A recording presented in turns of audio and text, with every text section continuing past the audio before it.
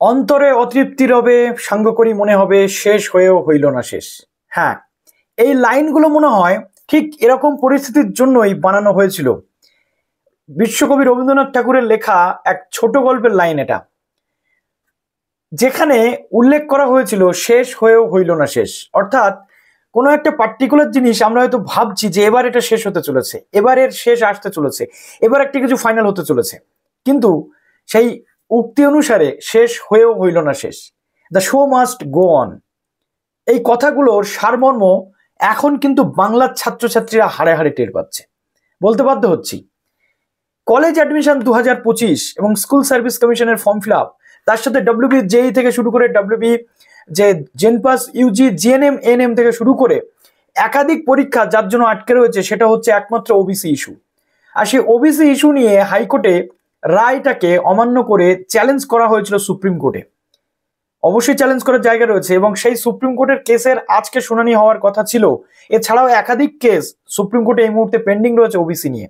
আর এই ওবিসি সমস্যা, সংরক্ষণ সমস্যা যতক্ষণ না পর্যন্ত মিটছে, কোনো প্রসেস কিন্তু এগোচ্ছে না। তো যারা নতুন আছেন অবশ্যই চ্যানেলটিকে সাবস্ক্রাইব করে পাশে থাকা বেল আইকনটি ক্লিক করে দেবেন, যাতে সব তথ্যগুলো আপনার টাইম ফ্রেম এখান থেকে পেয়ে যান। এবং প্লিজ ভিডিওটা প্রচুর শেয়ার করবেন। থাকছে থমকে থাকছে সবকিছু। তো অবশেষে আবারও কিন্তু ডেট বাড়ানো হলো। এই ডেট বাড়ানোটা কিন্তু আলটিমেটলি কোনো সলিউশন না।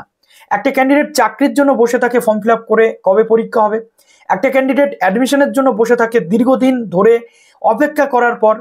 7ই মে উচ্চ মাধ্যমিকের রেজাল্ট বেরিয়েছে, 7ই জুন চলে গেছে, 7ই জুলাই চলে গেছে।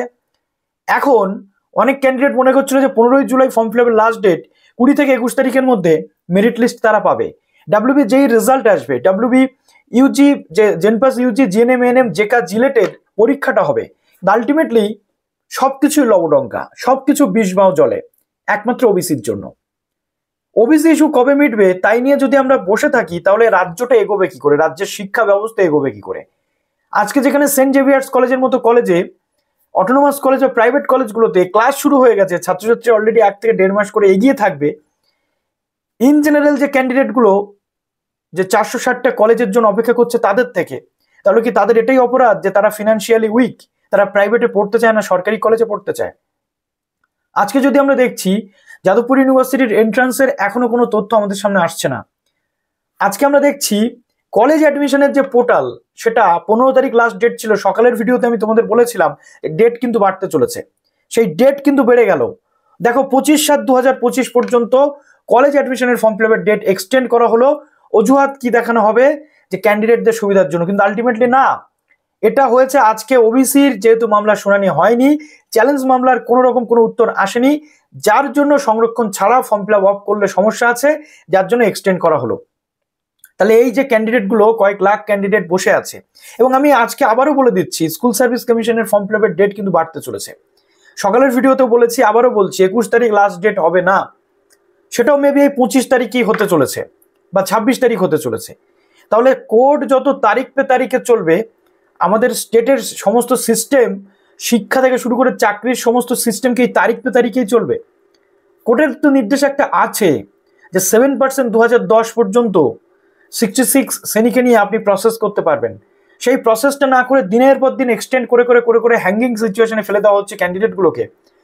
আজকে ক্যান্ডিডেটগুলোর ভবিষ্যতের কথা ভেবে এই ক্যান্ডিডেটগুলো ইন ফিউচার না এদের টাইমলি এরা পরীক্ষা দিতে পারবে, না কিছু করতে পারবে।